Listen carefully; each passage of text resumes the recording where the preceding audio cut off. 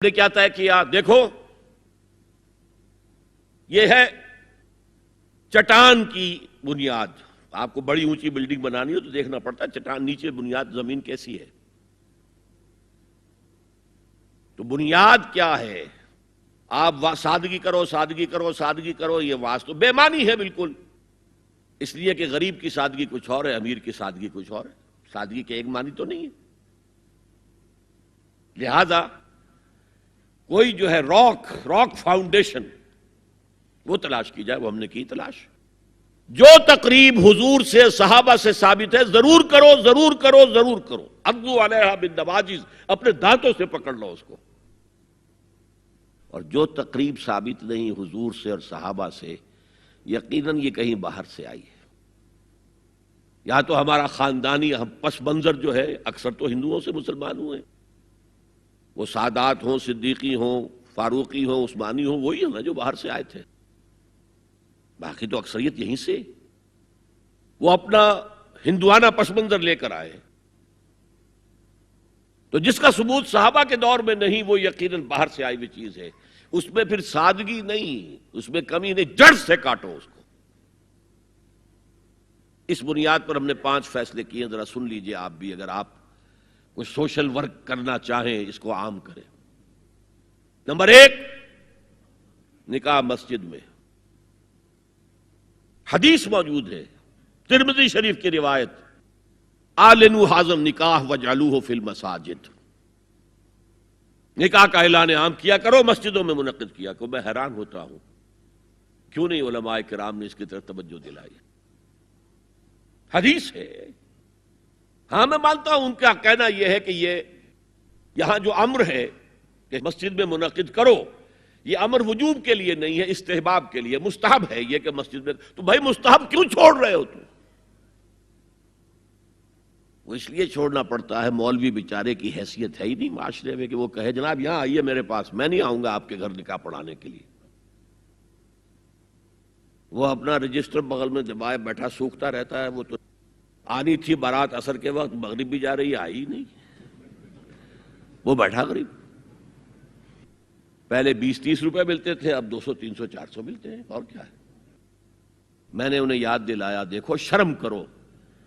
عیسائیوں نے آج تک اپنے چرچ کی اور اپنے پادری کی عزت یہ رکھی ہے کہ شہزادے اور شہزادی کی شادی ہوگی وہ بھی پادری چرچ میں آئیں گے.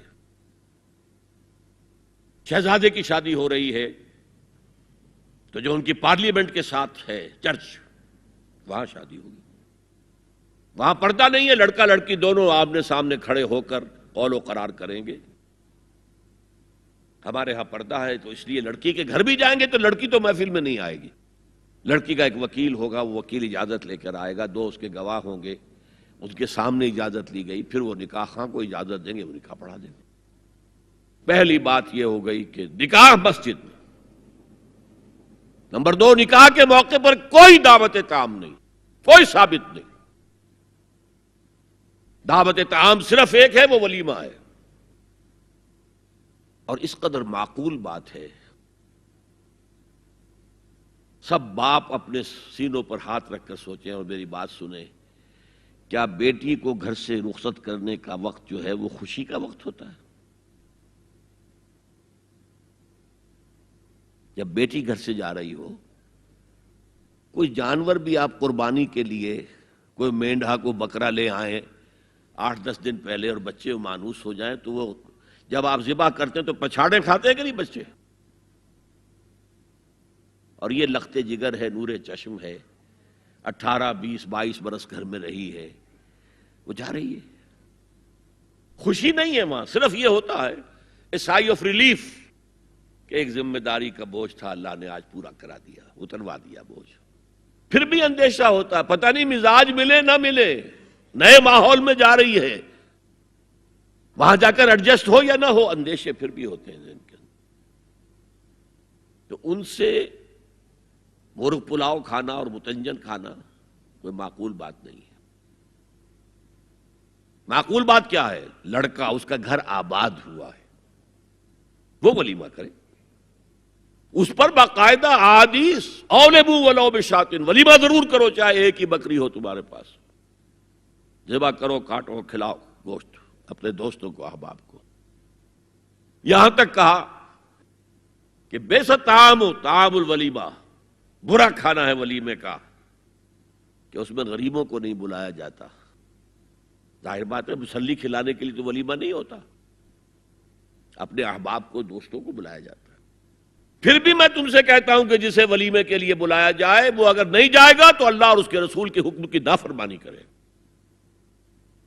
تو جس رسول نے اتنی تفصیل سے حکم دیا ہو ایک دعوت کا، وہ دوسری دعوت میں بھی خیر ہوتا نہ بیان کرتا. جب نکاح مسجد میں اور کوئی دعوت طعام نہیں تو بارات کا تصور، خلاص. بارات کس بلا کا نام ہے؟ قرآن میں تو کوئی ذکر ہی نہیں، عربی میں یہ لفظ ہی نہیں. اجتماع طرفین مسجد میں ہوا، نکاح ہوا. لڑکی کو، حضرت فاطمہ کو رضی اللہ تعالی عنہا، کچھ خواتین جا کر چھوڑ آئی تھی اس حجرے میں جو ایک انصاری صحابی نے حضرت علی کو دیا تھا. ان کا تو کوئی گھر بھی نہیں تھا. کوئی حضرت علی آئے ہوں اور آ کر وداع کرا کے لے کے گئے ہوں، کچھ بھی نہیں. چوتھی چیز، جہیز کا کوئی تصور اسلام میں نہیں. خالص ہندوانہ رسم، خالص ہندوانہ رسم، خالص ہندوانہ رسم. ہندوؤں میں کیوں ہے؟ وہ اس لیے ہے، معقول بات ہے کہ لڑکی کا وراثت میں کوئی حصہ ہے ہی نہیں. وہ تو جب گھر سے نکل رہی ہے کچھ دے دلا کے رخصت کر دو. دان دہیج یہ خیرات ہے، لڑکی کا حق کوئی نہیں ہے گھر پر. اسلام میں تو لڑکی وارث ہے. والد فوت ہوں گے وراثت تقسیم ہوگی، والدہ فوت ہوں گی کوئی ان کی ہے ملکیت وہ تقسیم ہوگی. شادی کے موقع پر کوئی جہیز اسلام میں نہیں، قطعاً نہیں. غلطی سے حضرت فاطمہ کے جہیز کو جہیز کہہ دیا گیا. وہ جہیز کیا تھا؟ ایک پیسہ بھی حضور کے اپنی جیب سے نہیں تھا. اس شادی میں خاص بات کیا تھی کہ دولہا کے ولی بھی حضور ہی ہے. اور کون ہے؟ علی کا کون تھا مدینے میں؟ اور دلہن کے والد بھی حضور ہیں. اب حضور پوچھتے ہیں حضرت علی سے، تمہارے پاس مہر دینے کے لیے کچھ ہے؟ عرض کیا میرے پاس تو کچھ نہیں. وہ فقراء صحابہ میں سے تھے. فرمایا مہر تو دینا ہے. تمہارے پاس ایک زرہ ہوتی تھی؟ جی ہاں زرہ تو ہے. انہوں نے یہ سمجھا زرہ تو جہاد کے لیے ہے، کوئی وہ دولت تو نہیں ہے. فرمایا جاؤ اسے بیچو یا گروی رکھ کے قرض لے کر آؤ. وہ گئے، حضرت عثمان نے خرید لی اور کچھ دنوں کے بعد واپس کر دی ہدیتاً. یہ زرہ میں ہدیہ آپ کو کر رہا ہوں. اس وقت اگر کہتے چھوڑو علی، کہاں تو لو میں پیسے دے دیتا ہوں تمہیں، تو ان کی طبیعت پر بار ہوتا. اس پیسے سے حضور نے کچھ پیسے گھر بھیجے اندر، دلہن کو ذرا تیار کر دو. اور کچھ پیسوں سے وہ ایک گدا جس میں کھجور کی کھال بھری ہوئی تھی اور 2 تکیے جس میں کھجور کی کھال بھری ہوئی تھی. ایک مشکیزہ، کنویں سے پانی تو لانا ہی ہے نا. ایک چکی، جو ہو یا گیہوں ہو پیسنا تو ہے نا. کوئی 1-2 برتن اور. اللہ اللہ خیر صلی اللہ. یہ تھا جسے جہیز کہتے ہیں، جس میں ایک پیسہ بھی حضور کا شامل نہیں ہے. وہ حضرت فاطمہ کا مہر تھا جسے بنایا گیا. ورنہ مدینے ہی میں دوسری آپ کی صاحبزادی کا نکاح حضرت عثمان سے بھی ہوا. کہیں ذکر ہے جہیز کا؟ حضرت عثمان کا گھر بھرا ہوا، ہر چیزیں موجود، وہاں تو کسی جہیز کا تذکرہ نہیں. بہرحال یہ شادی کو آسان کرو، زنا کو مشکل بناؤ. یہاں شادی کے لیے 9 من تیل ہوگا تو رادھا ناچے گی، ورنہ یہ کہ بڑی ہو رہی ہے، عمر ہو رہی ہے، سب کچھ ہو رہا ہے، لیکن کچھ تقاضے تو ہے نا. آخر کچھ تو کرنا ہوتا ہے نا. آخر کچھ نہ کچھ لوگوں کو تو کھانا کھلانا ہی ہوتا ہے نا. بارات تو آخر آئے گی ہی نا. کچھ نہ کچھ تو دینا ہی ہوگا. کچھ جوڑے کپڑے، کچھ. یہ اسلام کا فلسفہ جو میں نے 4-5 باتیں آپ کو بتا، فلسفہ یہ ہے کہ لڑکی کے باپ پر ایک پیسے کا بوجھ نہیں. اس نے لڑکی پال پوس کے تمہارے حوالے کر دیا، اب اور کیا چاہتے ہو تم؟ سارا مرد آزماں، مرد آفرین، مرد کو چیلنج دیا ہے، تم مرد ہو. مہر تم دو گے، اور سب سے بڑھ کر کیا ہو رہا ہے آج کل بھی ہوتا ہے، وہ ہمارے ایک کچھ کام ہوتے ہیں اسلامی، وہ بھی ہے، کچھ وہی ہندوانہ پس منظر۔ نکاح کی محفل میں چھوارے کون لے کے آتا ہے جی؟ لڑکے والے۔ اور پلاؤ کن سے کھاتے ہیں؟ بھائی جس کو تمہیں مرغ پلاؤ کھلا رہا ہے وہ چھوارے نہیں بانٹ سکتا تھا؟ یہ ہے اسلام اور غیر اسلام کا امتزاج۔ چھوارے لڑکے والے لے کر آئیں گے اور پھر دعوت اڑائیں گے لڑکی والوں کی طرف سے۔ میں نے سنا ہے، میں اس کی تصدیق نہیں کر سکتا، کہ میوات میں جو مسلمان تھے، جو شدی کی تحریک جن پر چلائی گئی تھی، اور بہت سے لوگ شدی ہو بھی گئے تھے، اور اس فتنے کے مقابلے کے لیے مولانا محمد الیاس رحمۃ اللہ علیہ نے یہ تبلیغی سلسلہ شروع کیا تھا۔ وہاں سنا ہے کہ یہ ہوتا تھا، ایک تو نام بھی آدھے ہندوانہ آدھے مسلمان۔ اب شادی کرنی ہے، اچھا مولوی جی کو بلا لو، بول پڑھا دیں۔ لیکن وہ کہتے ہیں یہ بول پڑھانے سے یہ ہو گیا شادی؟ یہ تو سمجھ میں نہیں آئی۔ پھر وہ کہتے تھے پھیرے بھی ڈلوا لو۔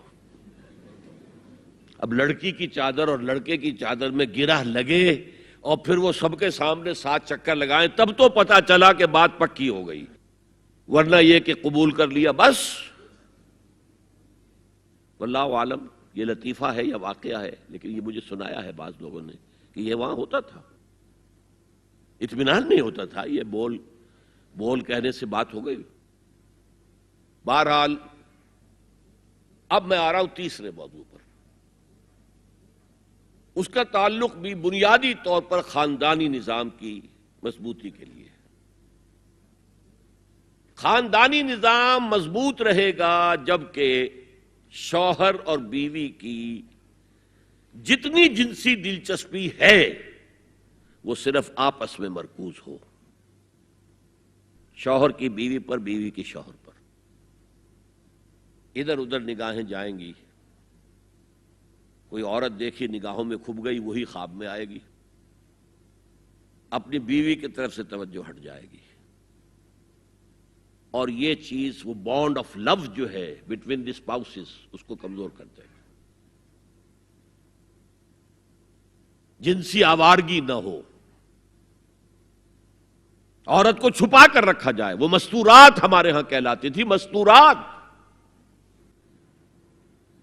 پردے کا جو احکام ہے اس جنسی بے راہ روی کو روکنے کے لیے،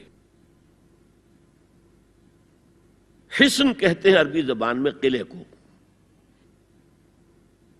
اور جو عورت ان تمام پردوں میں ہے، پردے کہہ رہا ہوں میں، ایک نہیں، اس کو محسنہ کہتے ہیں کہ وہ قلعے کے اندر ہے۔ یا تو وہ خاندان کے اندر رہ رہی ہے، بھائیوں کی اور باپ کی پشت پناہی حاصل ہے اسے، وہ اس کی عصمت و عفت کے محافظ ہیں، یا وہ شوہر کے گھر میں آ گئی ہے تو وقرن فی بیوتکن، اپنے گھروں کے اندر رہو وقار کے ساتھ، تو وہ ایک قلعے کے اندر ہے، محسنات۔ اب دیکھیے اس زمانے کی منافقت سب سے بڑی کیا ہے۔ ایک طرف نفسیات میں کہتے ہیں کہ فرائیڈ بابا آدم ہے جدید نفسیات کا،